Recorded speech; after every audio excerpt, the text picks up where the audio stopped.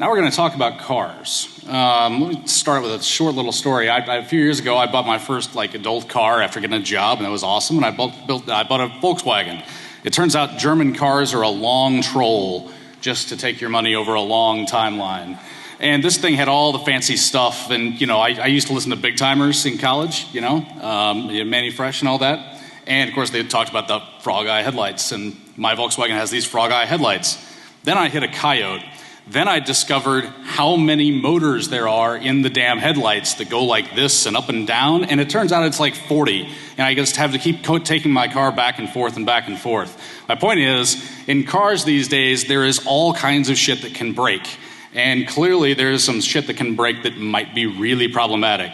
And that's what Charlie and Chris are going to talk about right now. So let's give these two guys a big party track welcome. Party track! My mic's not working, man. All right, cool. How's everyone doing? Good? Hangover's gone? Still drunk? All right. I think you all know Charlie. He's kind of internet famous. Charlie works at Twitter. I'm Chris Valasek. I work at IOActive, and we've been doing some car stuff for a while. And we were here last year. Wanted to continue. Yeah, DEF CON was nice enough to have us last year. Unlike Black Hat as well. So this year we used Black Hat as practice, and now we're ready for the real time. Now we got the kinks out. We can deliver the real deal here. We have some introductory stuff to go over. How car attacks work. Some remote attack vector samples. Talk about cyber stuff. Then we'll cruise through our remote survey, because if you really want to read about that stuff, you should check the paper. It's already out, but I'll release it on the blog next week as well. 95 pages of details about all the cars we looked at, our thoughts and our conclusions. So if you're really, really interested in it, this is our song and dance. If you're really interested, read the paper. But who's going to do that? I wouldn't, and I wrote the thing. I looked the other day. Half of it. I looked the other day at our first paper that we released last year. It had 4 downloads. the blog had like a gazillion though. Right, but reading's stupid. That's why I watch movies. Lastly, that's why our talk is full of movies. Yeah, that's our why slides are movies. like half a gig. Yeah, so that's why we never release the slides, just because they're too hard to download. And lastly, we're going to talk about some algorithms and a little device that Charlie and I came up with to kind of stop all the attacks that we have known about so far. Right. And there's just to clear the air, there's not going to be any remote shells or anything. It's more of a academic, except we actually release stuff, talk. And it's really motivated to talk about remote attacks. And I mean, frankly, it comes back to how we picked out our cars for last year's research, which was very scientific, I would describe it. How much money can we have? And we need a car that parks ourselves. That's how we chose cars last time. Cheapest car that has a computer controlling the steering. That was our 2 criteria last year. And so after last year, we wanted to keep doing research, and we wanted to start talking about remote things. And we were like, well, let's do some research on which car we should buy instead of just buying a car, which was really stupid. Yeah, that was probably a little misguided by us the first time around. It turns out I was talking with some of the academic guys who did research before us, and they're like, yeah, before we bought our car, we bought all the schematics for all the manufacturers. And I was like, wow, that's a great idea. I wish we would have done that, because we're like, hey, which 2 cars park themselves? Sweet, can we afford those? Yes, let's do it. That was it. So this talk is really about the research we did and trying to figure out which car we were going to buy to start doing remote research on. We were just going through doing it just for our own selves. It's like, hey, other people might be interested in this. Maybe we should release it. And Charlie has a special treat for you at the end, so I wouldn't leave early. Yeah, basically this talk sucks, but if you stay till the last 5 minutes, I promise there's something good. Yeah. Well, nowadays everyone seems interested. As soon as there's a car wreck now, the first question ends up being, was the car hacked? We don't know, but everyone seems really interested in this now, and it's really cool research to do because, popping shells gets old at one point. So you want to, pop something and then smash it. So that's why I think we've had a blast doing this and have gotten a lot of good feedback and have generally had a good time with it. You remember that time when you had too much to drink and crashed your car? Actually, it was hacked. Yeah, absolutely. ossifer, this car was definitely hacked. Hiccup, beer can.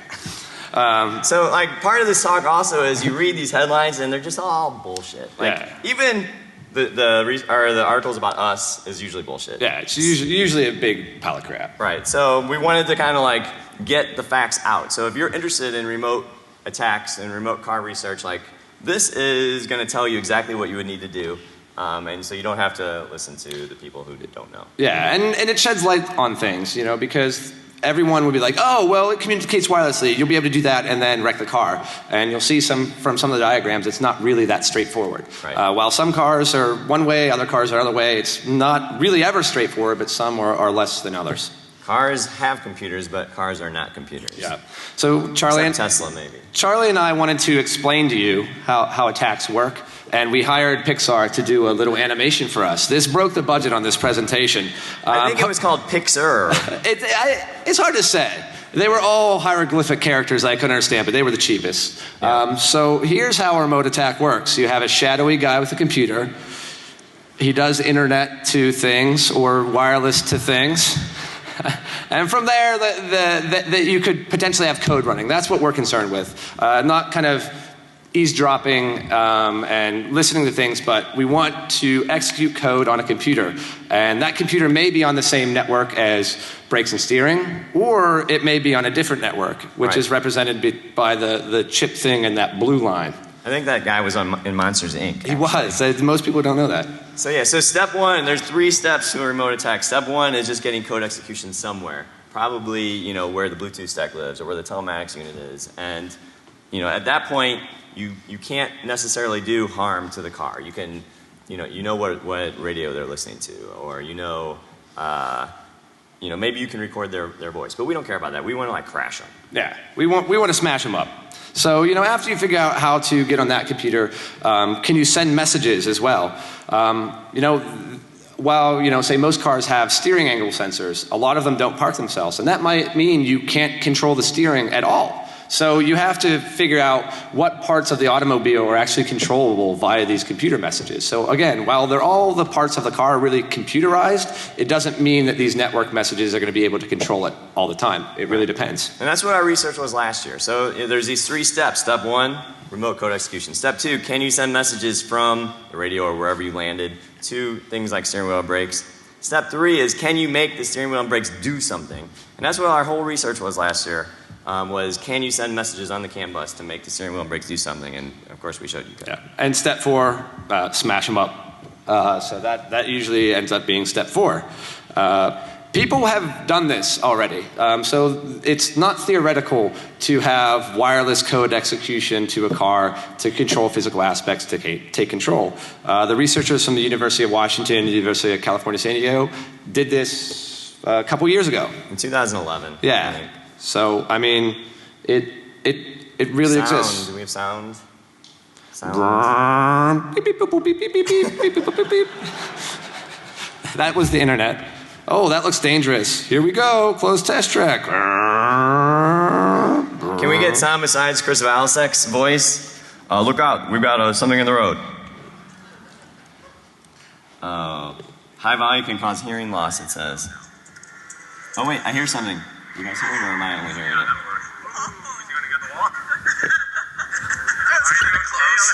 Oh, it's working. This video is really soft. Right. Awesome. So what they showed was by attacking the telematics unit, there was a vulnerability in it. They were able to get code execution. They were able to send messages to the brakes. They were able to lock up the brakes. Yeah. And crash a car. Yeah. Almost.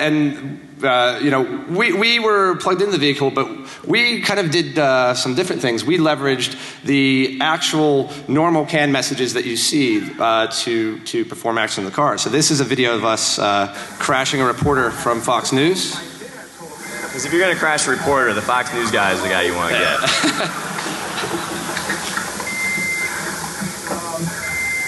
And we just smashed. We were in Pittsburgh, and we were off, just smashed into an embankment off the road. The best part was, as you saw him, he kind of took his hands off the wheel.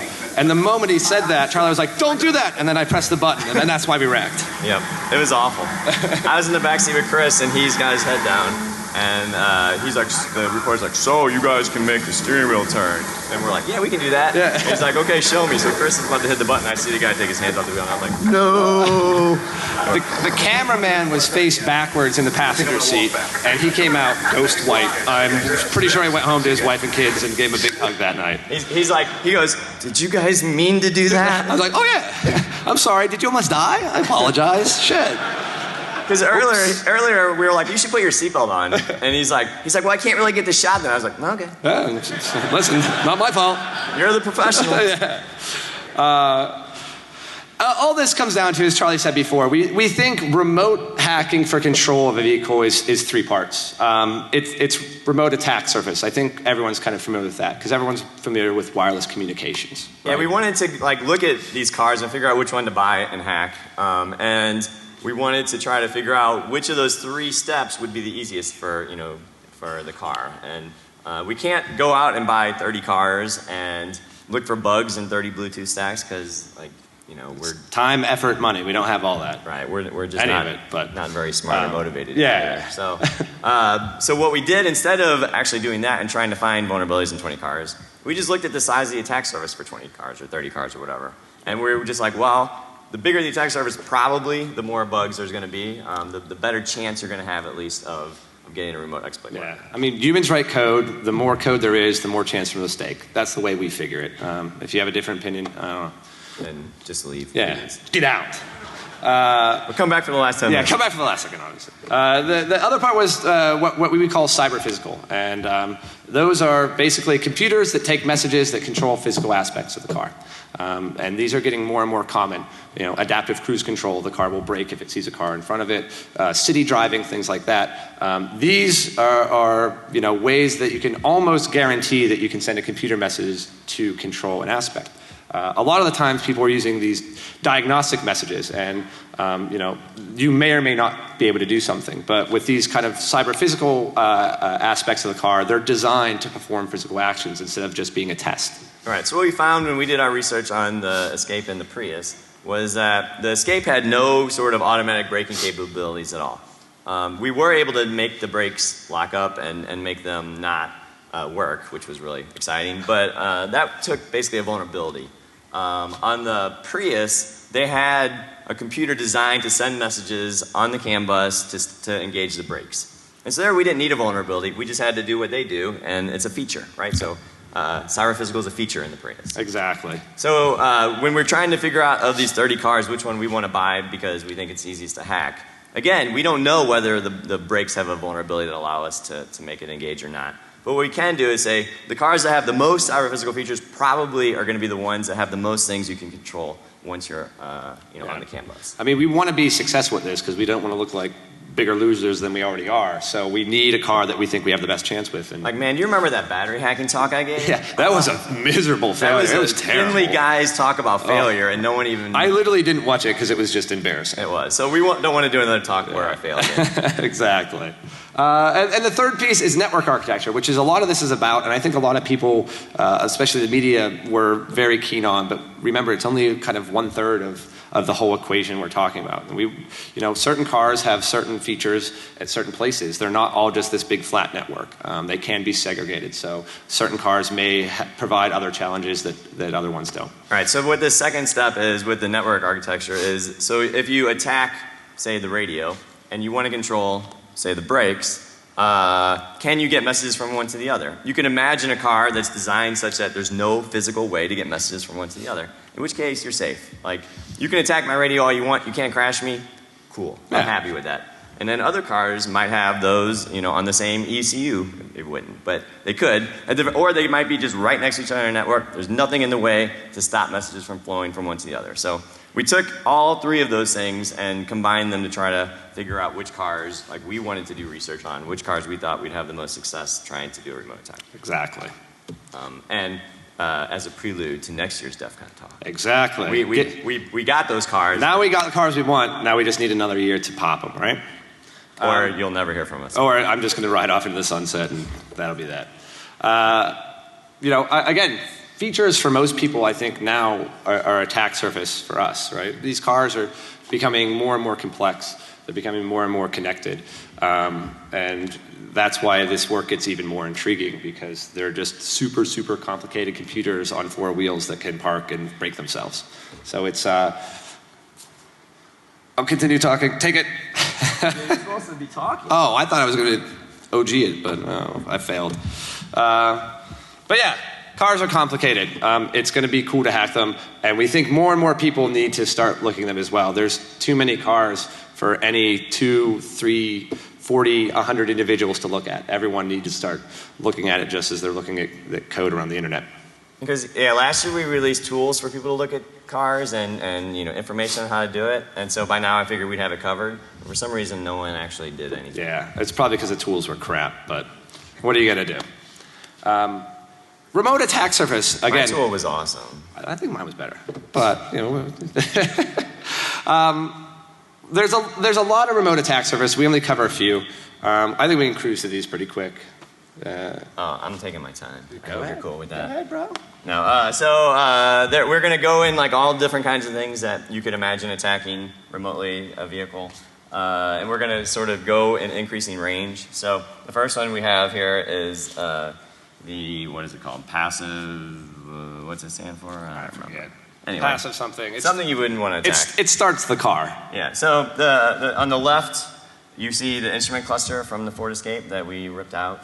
And on the right is the little thing that goes around where your key goes in. And there's a little antenna in there, and the data is passed between it and the key to make sure that only the right key can actually start the ignition. So, from an attack perspective, like I don't care about someone making a fake key and cloning it. What I care about is could you have like a little radio station sending radio waves that somehow exploit a vulnerability in the code, waiting for this information from the key and get code execution. Yeah. And this one doesn't seem that likely, right? It's not much data sent over radio, and it's a couple millimeters in range. So while it is an attack surface, probably not the best. Like you'd be remotely attacking, you'd be the guy sitting in the seat with a giant ass antenna pointing right at the I think it wheel. is pretty obvious when you see giant antenna man in the passenger seat. Right.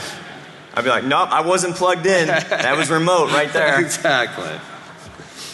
So that one's, you could attack it, but probably not your first choice. The next one is a tire pressure monitoring system. So all the cars today, since I don't know when, have little... 2006. Thank you, Mr. Egghead. So they have little sensors in the tires, and they communicate wirelessly with an antenna that then is processing that message and taking action, like saying, puts up a light, hey, you're getting a flat tire, or whatever. In the Ford here, this is an ECU called the Smart Junction Box. It has the antenna that receives the signal from these sensors. Anyway, the point is here, you've got maybe a little more range, like a couple meters. But again, there's almost going to be no sort of complexity in the data that's going to be passed. It's all going to be, like... It's a number, right? It's the PSI of your tire. So again, it not might be a little data. more than a number, Yeah. but it's not much more than a number. But researchers have... communicate successfully with cars here, and they've even bricked ECUs, which kind of makes you think, there's something going on. I'm guessing it's some sort of, null pointer. Yeah, something, right? So, I mean, there is code running. They've been bricked, so that means there's probably some stuff there, but again, we still don't think it's the best candidate for remote entry into a vehicle. But it's way better than the stupid key. Yeah, absolutely. Another thing almost everyone here is familiar with, right, or probably everyone is remote keyless entry, your little car clicker that can, start and sometimes start the engine of the car as well. These, again, broader range, we're talking more than a couple meters now, but again, a con of it is probably not much data, right? This kind of maybe challenge response, or you send a specific value to open or start the car, but not really too much else. But on the other hand, it's usually connected to a lot of cool parts, right? Locking and unlocking the door and starting the engine, so it ends up being at a cool place in the car. Probably more concerned with theft from reproducing these things as opposed to code execution, as a car flies by to do brakes or steering, but still probably a more viable option than a lot. Right. The other bad thing about these are car manufacturers really care about theft, and so they're going to really lock down these sort of ECUs, and they're going to care a lot about making them hard to reverse engineer and stuff. where the other ones we're going to get to in a second, they probably don't care about that as much. Yeah, exactly. One of the more familiar, wireless protocols that everyone is familiar with is Bluetooth, and we think this is probably one of the most ripe attack surfaces, right? Because almost every car has it now, because there's so many mandates for not using your phone or demanding hands-free while you drive.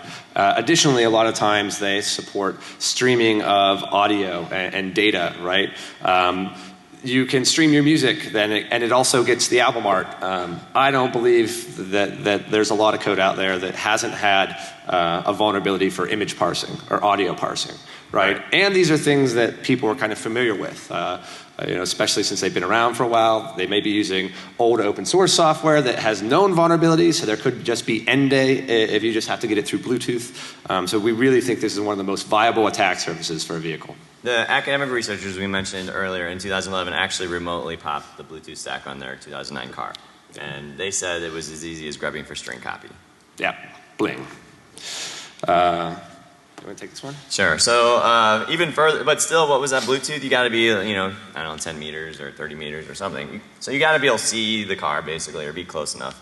But there's some now that you don't really have to be very close at all. So in your radio, you can see the beautiful radio from my cheap Ford Escape on the left, and then some random one I found on the internet on the right. There's, it's obviously getting, FM or AM signal or something with audio in it. Which probably, I can't imagine there being a vulnerability, but there's actually more data than that coming. So like in the one on the right, you can see I'm jamming out to Kelly Clarkson like I always do. And not Top really. 40, 106.7, The Beat. Not really, please. So anyway, unless you really like Kelly Clarkson, in which case I really do too. Yeah, same. But this is data that's sent in addition to the actual song. So, you can imagine, people screwing up the parsing of this text or whatever that comes with it. Yeah, people tend to mess up string parsing. That's happened for a long time. But again, it's still pretty small attack surface. Like I would go after Bluetooth before I went after this. Really the holy grail a lot for all of this is telematics cellular, which is, the gateway now for Wi-Fi in cars as well. The range is practically unlimited. If you're in cellular range, you're in range for these things. They're designed to work everywhere, right? Because you want to hit an SOS button, or you want to get this information and connectivity everywhere. So, or you can be like Chris, who wants to get dinner reservations. Oh, yeah. And he calls the 911. Yeah, so I got the new car, and it had the SOS button, but I was told that I had a concierge, and I could hit a button, and I was like, oh, I need dinner reservations. Well, I keep pounding the SOS button. I was like, yo, I need dinner reservations. They're like, sir, is this an emergency? I was like, yes, I don't have dinner reservations, Friday. And they're like, oh, you have to hit the other button. I was like, oh, well, I'm sorry. They're like, yeah, this is the emergency hotline. This is for when people are like dying. I was like, oh, all right, well, can you still get dinner reservations for tonight? Yes, this is there's some cellular phone essentially built into the car that is communicating data, across the world to whoever. Yeah, and this is probably what most automobile manufacturers are worried about, because the range is so broad, and the protocols used are pretty well understood. Right, and as we mentioned before, the academics remotely pop that as well. Yeah. The new thing, I think, that it becomes very concerning for us are cars are now getting their own apps on the infotainment system. They're connecting to the internet. They're having web browsers. We know for a fact we can't write secure web browsers, and we can't write secure apps. I also know how to write a browser exploit. I know, yeah. I hope, to have a car with a web browser, because I know how to write a web browser exploit. I can't write a Bluetooth exploit. No, I don't know anything about Bluetooth. I couldn't write anything except a browser exploit. Exactly. So this adds attack surface that a large part of the security community is already familiar with, and I think that's why it ends up being pretty concerning. So imagine if you bought a device in, say, 2012, it was a piece of hardware and it had a web browser on it, and you couldn't update it. Like, would you be worried? Well, that's what these cars basically are. Exactly. It's a if there is a problem, it's really hard to fix as well. And don't you dare press that forward button. I'm not. So I'm waiting for you. the other thing is, I have this new Jeep. It's really cool. It has it can be a Wi-Fi hotspot. So it provides internet to like kids in their DSs or whatever. But it actually, you can look in the slide here. It has like open services. So like you can Nmap scan your car. So we're getting closer and closer to these cars being more like software, which people like us, most of us in this room can understand, instead of hardware problems, which are much harder for us. Like Bluetooth and radio stuff seems kind of still boutiquey in the game, while Nmap scanning your car and looking at services is something that we've been doing for years and years and years. And my Jeep has IRC apparently, which is sweet. Although there's something wrong, it doesn't work. But it must have came pre-backdoored for you, so it can communicate over IRC. Yeah. Cyber physical. As I just explained before, they control physical attributes. I'm not the biggest fan of cyber anything. Yeah, you are. Well, one very specific cyber. But the thing is, people in the government sector, people in the private sector, and people in the public sector use these terms. And if we're going to get along and communicate and work with each other, we just have to agree on a set of verbiage. And it seems like they kind of get to set it, and if we want to communicate with them, we'll play along. I don't agree. From now on in this talk, instead of using the word cyber physical, I'm going to say devices in your car that can control physical things in the car. I'm not saying cyber physical. Have at it, buddy. So anyway, here's an example of a thing in your car that cyber. Yeah. Now we're just going to go through. I have a Q50. It's a sweet car. Has all these awesome features. Yeah, these are features that cars have, and not many of us actually realize that cars have so many features. At least I didn't, because I don't think it's a car. Forward distance control will allow the car to stop itself when it sees an object in front of it. So he's not touching the brake.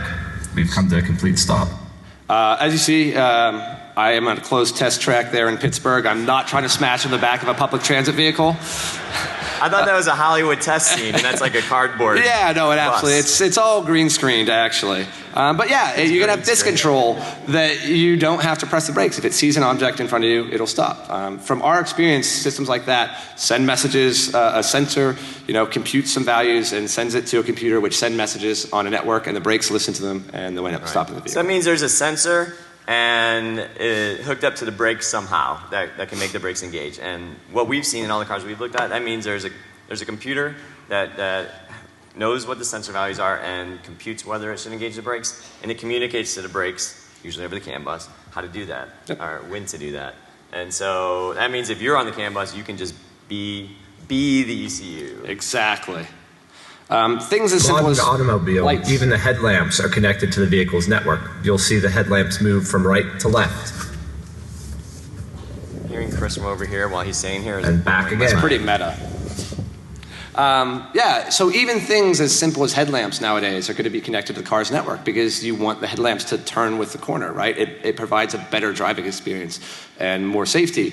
But at the same time, you just added another piece of the automobile onto the car's network, and it needs to know the steering angle, right? Because it needs to know where to turn the lights. So these two things that before were completely separate are now kind of joined together. Right, and the thing that I think is really important about this that I just thought of, even after the paper. So that means not only are, the headlamps on the network, because who really cares? Like, you can control my headlamps, I don't give a shit. But it means that the steering has to be network accessible to the headlamps. That means you've sort of like reduced the complexity of the network you can have, because you can't isolate those things which you think would be isolated. I mean, it may have a gateway in between them, but they still have to communicate. Intelligent cruise control, again, something Adaptive cruise control that is most another cars great have. feature. As you see, we're set at 24 miles an hour. Line this There are vehicles PT ahead of Cruiser us. up right in front of me. And the car, without any Gassing. interaction, will actually stop once it sees the back of the vehicles. We're slowing down now, below 24, and then the car will speed back up again. So the car came to a stop all on its own, and now the car in front took off, so the car took off. Again, the car slows itself down, speeds itself up. There's a very big potential for this to happen over network communications and not just sensors and wires directly into an ECU. So that means there's an ECU sending messages to the car saying to accelerate or brake, which means that might be something we can take advantage of. Cyber physical aspect of the vehicle is active lane control. If the car is drifting out of its lane, it will actively steer back into the center. So the cool thing is, we might just have to skip all the material. To try to keep the car in the lane, again, regardless of driver the interaction. car will look at the markers on the road and kind of I describe it as handicapping itself back and forth between the lanes to keep you. You just really dated yourself. I did. There's like one old guy in the back who's like, "Oh, handicap." Oh man, I'll tell you what, my wife hits me with a rolling pin too. It's terrible. But yeah, these again, steering, man. Steering is going to become a piece that is going to be network accessible because these features are very useful. They keep drivers more safe. So Right. it's inevitable that they're So this happening. means there's a computer that can control the steering while you're driving at highway speeds. Yeah. So here I am jamming out to some 80s rock. But the point of, besides that, is that the car is going to self-park, which means there's a computer that can control the steering.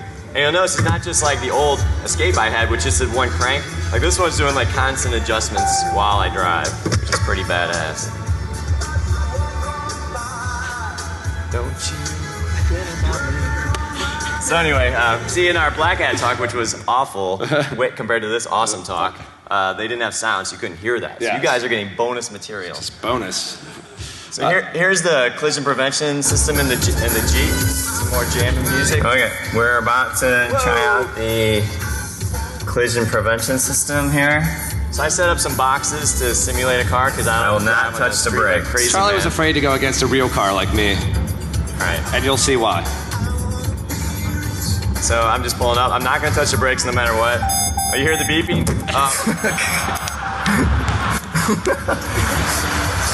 So there was a. I swear the brakes actually do work automatically, but in that instance, they didn't. I guess the radar knew it was cardboard and not a public transit vehicle. Right.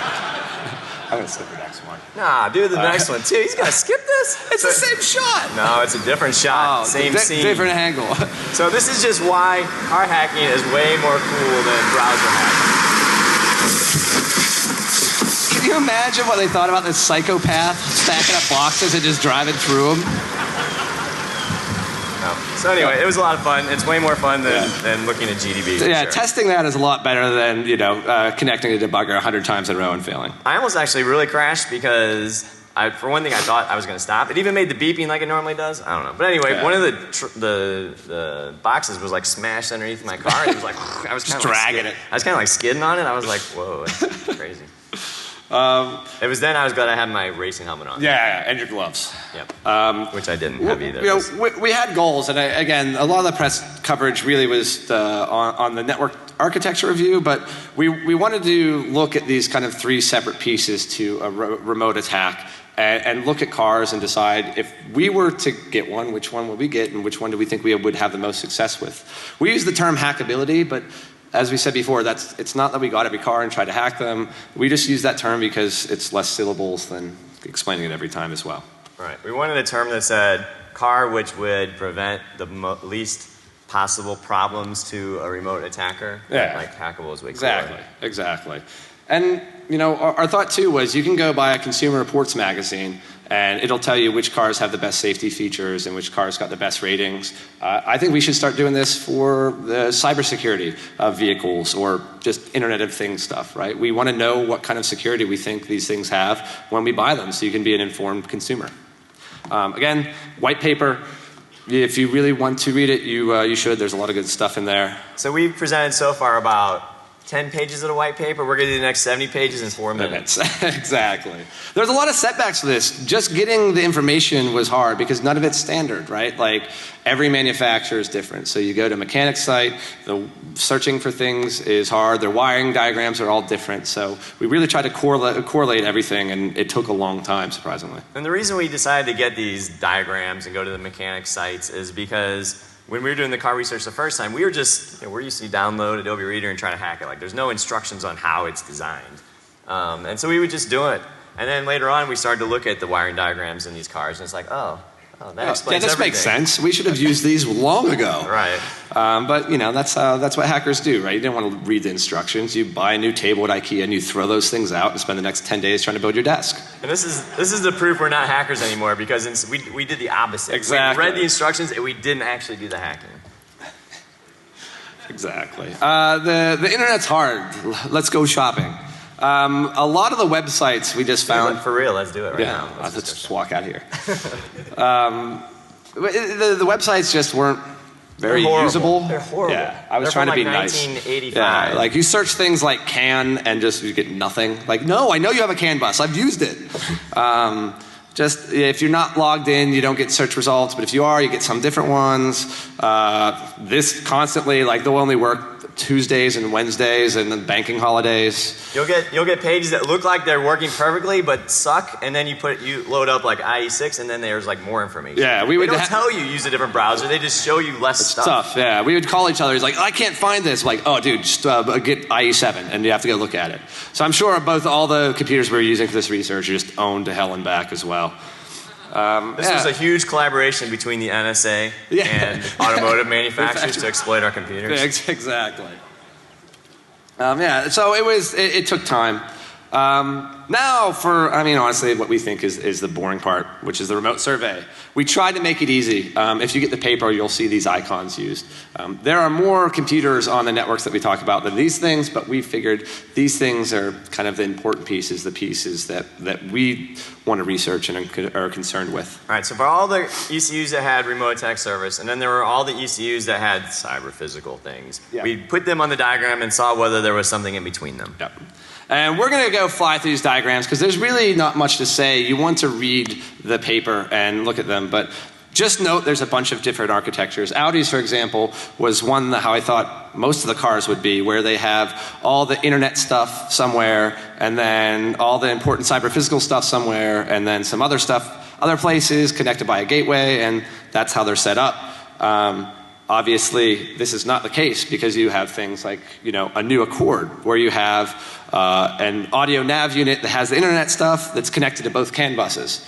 So things like that end up looking kind of problematic to us, right? Because if you hack Bluetooth, that means you're on a device that's not only on your powertrain CAN bus, but you're also on your secondary CAN bus as well. So between these last two cars, this one is going to be way easier. It's going to present less obstacles to an attacker because in those 3 steps, there is no step 2. You get step 2 for free. You only have to go remote and then figure out how to make the brakes or whatever. Exactly. You have an Infinity Q50 where you have almost everything on one CAN bus and then kind of a gateway that communicates with steering and braking. Again, having a lot of stuff on one bus, especially where it contains all the wireless connectivity features, is something that we, probably think can be used to easily achieve the hacking of the car. Right, and just because there happens to be a gateway between, say, the radio and the brakes, that doesn't mean you can't send messages or figure out how to do it. It just means there's going to be something to make it possibly harder. Exactly.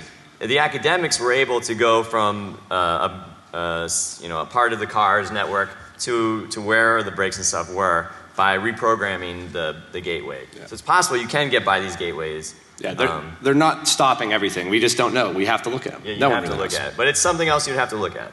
Yeah. And like in the Escape, there's a gateway between 2 networks, one where the TPMS is and one where the brakes are. And since we had that, I looked at it. And that one, there doesn't seem to be any way to get messages from the TPMS to the brakes. I don't know how to do it. So it might be possible, but probably not. And if nothing else, it's going to be hard as hell. Exactly. And you can see how cars kind of went through an evolution, right? Here's a 2010 G37 and a 2006 G35, kind of each car taking place of the other. It went from kind of these flat CAN networks to a more segmented one because they added more features and more functionality. Right. So people are going to say, I'm going to go buy the G35 2006. It's so secure. Yeah, no. I buy the new car. It has all these great safety features. Those things are going to save your ass way more than they're going to, be hacked and crash your car, honestly. Yeah. I drive out of my lane all the time, and my car saves me way more than I've been hacked. That thing stops itself and steers itself. I just drive and tweet the whole time, just all day. Why wouldn't you? You'd be stupid just not to. Just drinking a latte, tweet, and let the car do its thing. All right, so I don't know if we even have time to go this, but this car is the one that I ended up getting because I considered it the most hackable. If you look, there's 2 different CAN buses. All the interesting things are on the one called CAN C, so like steering and brakes. But then there's the radio, which has almost all the wireless stuff, and it lives on both of those networks. So essentially, it doesn't look like a flat network, but from an attacker's perspective, this is completely flat. Everything you care about can be reached from everything with a remote attack service. And while the Dodge is the same way, it just doesn't have as many cyber-physical things, even though it has the same network architecture. Right, the Chrysler 300, it's made by the same parent company, but its network looks a lot different. Here, the big difference is that the radio is only on the sort of least privileged CAN network and not the one that has like the brakes. So even though you think, hey, they're both, the same parent company, they would be exactly the same. It doesn't end up being that way. The Dodge, basically the same as the 300, but just less cyber physical features because it only meant to go fast. I really wanted that to be the most hackable so I could justify buying one, but damn it. The Escalade, as you see, another one of the ones where it has kind of segmented CAN networks, but all the interesting stuff is actually connected to both of them. Old Ford Fusion, not very much in it. New Ford Fusion, a lot of stuff in it. So again, these things go through an evolution. BMW as well. So you'll notice the cars that we said were most hackable turn out to be the ones that have the most features, and I mean that's not a coincidence, right? So, but that doesn't mean that we want cars with less features. What it means is we want cars with like all sorts of rad, cool features, but designed in a secure manner. Exactly. And you can see BMW very similar throughout most of their cars, except things like their concept car, which again is crazy. But even that is segmented. Yeah, exactly. Range Rover, again, very segmented, and hasn't changed all that much in the kind of evolution of their vehicles, right? Where you just have, they end up using technology and still enjoy it and still are probably familiar with it and have suppliers that use it, so it happens a lot. Sometimes they don't change at all. The 2014 Prius, basically identical to the 2010 Prius, but at one point you had this massive shift in architecture. Again, more features, more complexity, so they re-architect how these things are done. We've been told to like eliminate all our chatter about Obama's car in this version of the talk. Yes, someone was, don't talk about the president's car in this one. But what about like gangster rappers? Let's talk about their cars. Yeah. What do they drive? Escalades for sure? Range Rovers? Probably. Bentleys, all the cars we didn't look at, Bentleys and all that shit. What do we say? Cars are getting more CUs. They're becoming more complex. Manufacturers have different designs for different cars. We've been saying this almost for 2 years. Almost every car we look at has something different about it, right? This is the thing that makes car hacking sort of hard, because even if you can know everything about a car, it doesn't generalize to other cars for the most part. Which is why we did this talk. Like, we gave this talk last year where we knew everything about 2 cars, but we know nothing about any other car. And now we're going to talk where we know a little bit about all the cars, but not much about any of them. I think one of the biggest things that we thought about after doing all this is, holy shit, patching is a huge disaster, right? We get Windows Update or Mac Update or whatever. It's easy, it works quickly, and it's almost automatic. When there's a problem in a car right now, they send you a letter and tell you to go to a mechanic shop to get your car fixed, right? I assume most people ignore these. What happens when you sell the car? So right now there's this huge issue with patching. So if something does come out, there's no good way to fix it. When I get a recall notice, I just get in a fit of rage. I throw it down and I rip it up. I'm still getting recall notices for the Prius and the Ford Escape. I just rip them up and throw them away. We're like, nah, we think those cars are fine. They don't need to be. Those cars are fine. They're dead.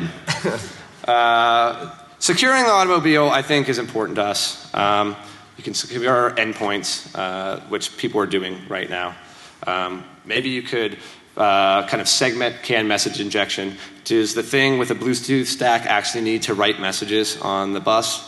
Probably not. I don't know. I'm not an automotive architect, but All right. From what we can tell, manufacturers are mostly focused on stopping remote attacks, the step 1 of the 3 steps, where we think you should try to make all 3 steps difficult, just like all the lessons we've learned. Yeah. Can you see it's kind of turning back the clock. This is the same steps we were going through in the late 90s and early aughts with computer security, and we're seeing the same things happen in cars.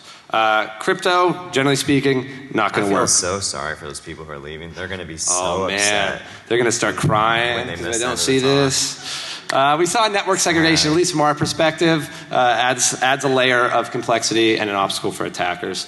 But what didn't we talk about? And what we didn't talk about that's used almost ubiquitously in everyone's corporate environments is detection and prevention. I present to you the CAN No Hackalator 3000.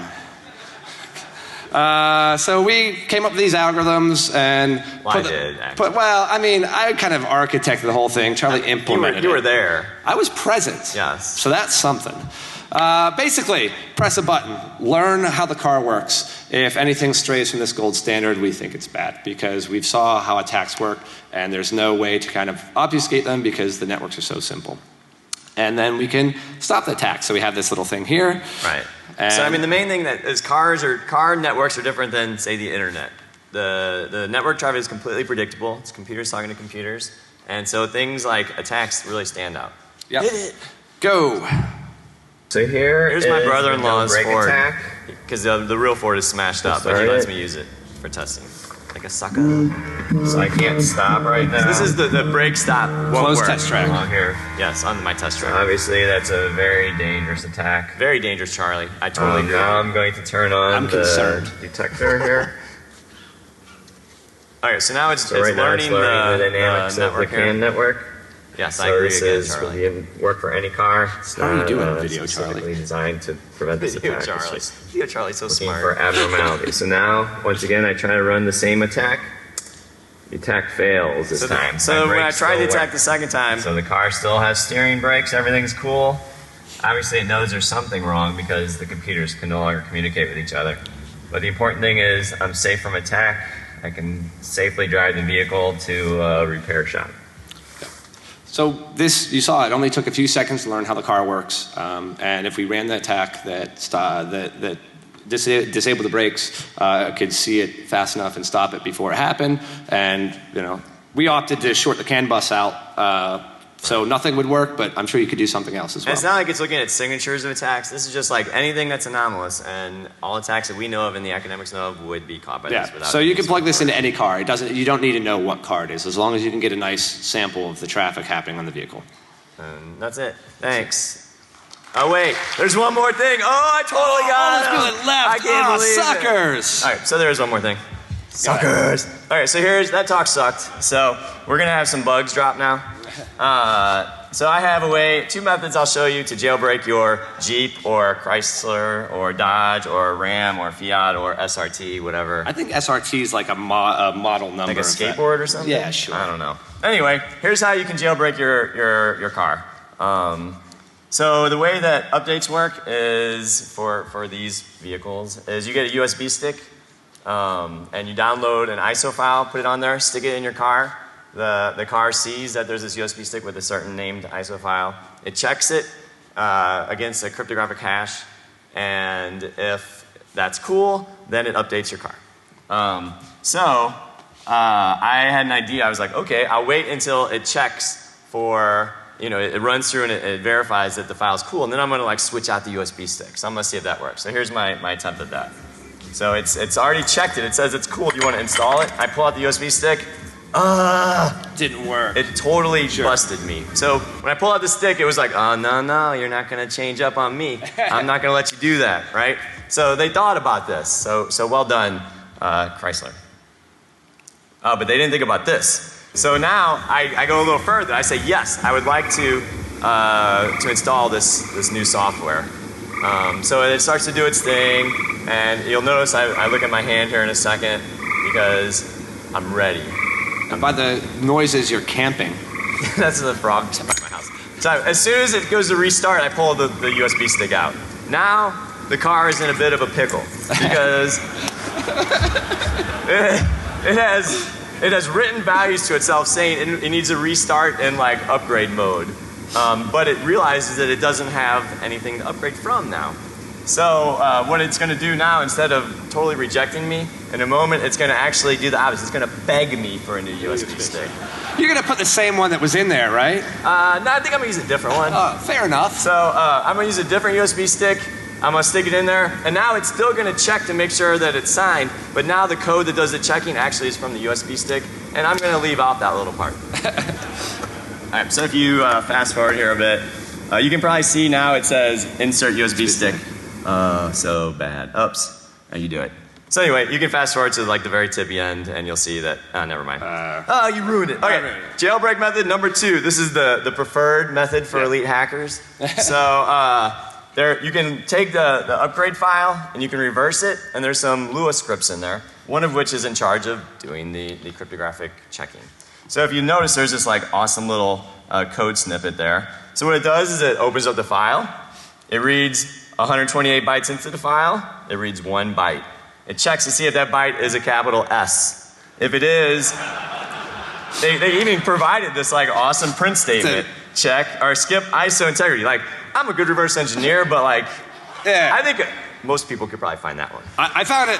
Found it. Yeah, so I took my ISO file, I modified it, and I added the capital letter S, and lo and behold, it totally worked. So then I could do things like, it already has SSH on it, so I just turned it on. I changed the root password, and now I can SSH into my car, which is pretty badass. And what would you do? Oh, also.